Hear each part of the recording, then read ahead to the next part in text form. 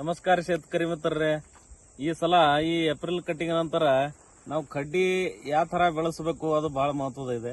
ಅದರಾಗ ಕಡ್ಡಿ ಬೆಳೆಸುವಾಗ ಕಡ್ಡಿ ಕಡಿಮೆ ಮಾಡುವಾಗ ಏನು ವಿಚಾರ ಮಾಡಿ ಕಡ್ಡಿ ಕಡಿಮೆ ಮಾಡಬೇಕು ಅದು ಬಹಳ ಮಹತ್ವದ ಇದೆ. ಈ ಒಳಗೆ ಏನು ಅಡ್ಡ ಕಡ್ಡಿ ಅದಾವಲ್ಲ, ಇವು ಅಡ್ಡ ಕಡ್ಡಿ ಕಡಿಮೆ ಮಾಡಿ, ಉದಾಹರಣೆ ಹೇಳ್ಬೇಕಂದ್ರ ಈ ಕಡ್ಡಿ ಇದು ತೆಗಿಬೇಕು.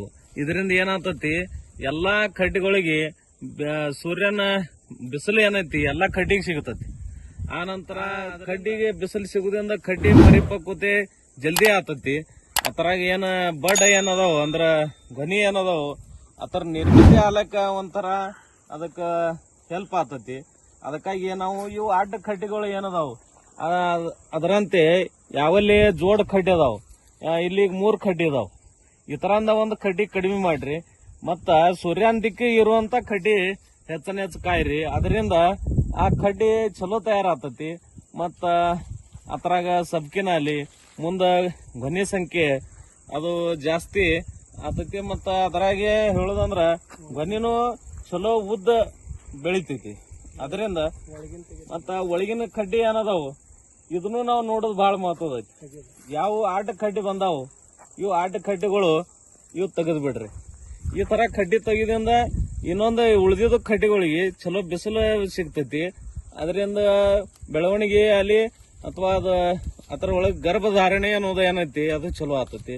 ಅದಕ್ಕಾಗಿ ಹೆಚ್ಚಾನ ಹೆಚ್ಚ ಮುಗಲಿಗೆ ಅಥವಾ ಬಿಸಿಲು ಬಡಿಯುವಂಗ ಕಡ್ಡಿಗಳು ನೀವು ಇಟ್ರ ಅದು ನಿಮ್ಗ ಚಲೋ ಉತ್ಪನ್ನ ಕೊಡ್ಲಾರಂತೆ. ಒಳಗಿನ ಕಡ್ಡಿಗಳು ಏನದಾವ ಇವು, ಈ ಒಳಗಿನ ಕಡ್ಡಿಗಳನ್ನ ಕಡಿಮೆ ಮಾಡ್ಕೋಬೇಕು. ಎಲ್ಲಿ ಜೋಡ್ ಕಡ್ಡಿ ಅದಾವು, ಎಲ್ಲಿ ಒಳಗ್ ಕಡ್ಡಿ ಅದಾವು ಅವು ತೆಗೀರಿ. ಅದರಿಂದ ಏನಾಗೋದೈತಿ ಅಂದ್ರ ಮತ್ತೊಂದು ಕಡ್ಡಿಗೆ ಬಿಸಿಲು ಚಲೋ ಸಿಗ್ತತಿ. ಮತ್ತ ಕಡ್ಡಿ ಈಗ ನಾವು ಏಪ್ರಿಲ್ ಕಟ್ಟಿಂಗ್ ದಾಗ ಒಂದು ಧ್ಯಾನದಾಗ ತೊಗೊಳಕ್ಬೇಕು. ನಾಳೆ ಭವಿಷ್ಯದಾಗ ಅಕ್ಟೋಬರ್ ಕಟ್ಟಿಂಗ್ ಯಾವಾಗ ನಾವು ಹಣ್ಣಿಂದ ಚಟ್ನಿ ತಗೋತೀವಿ, ಒಳಗಿನ ಕಡ್ಡಿ ಹೆಚ್ಚ ಅದು ಅದರಿಂದ ನಾಳೆ ಜಾಸ್ತಿ ಬೀಳ್ತತಿ, ಹವಾ ಆಡೋದಿಲ್ಲ. ಅದರಿಂದ ಕೊಳೆ ಅನ್ನೋದು ಏನೈತಿ ಗೊನೆಯಲ್ಲಿ ಜಾಸ್ತಿ ಬರ್ತೈತಿ. ಅದಾಗ ಆತರ ಮ್ಯಾನೇಜ್ಮೆಂಟ್ ಈಗೇ ಮಾಡ್ಕೋಬೇಕು.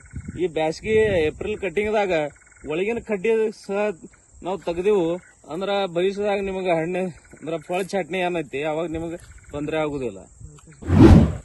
ಗಳಾಲಿ ಕೂಜಾಲಿ ಬರುದಿಲ್ಲ, ಕೊಳೆ ಬರುದಿಲ್ಲ.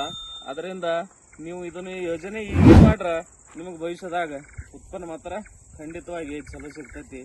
ಇದನ್ನ ಎಲ್ಲಾರು ತಿಳ್ಕೊಂಡ ಈ ಸಲ ಏಪ್ರಿಲ್ದಾಗ ಈ ಕಡ್ಡಿ ಮ್ಯಾನೇಜ್ಮೆಂಟ್ ಮಾಡ್ಕೋರಿ. ನಮಸ್ಕಾರ.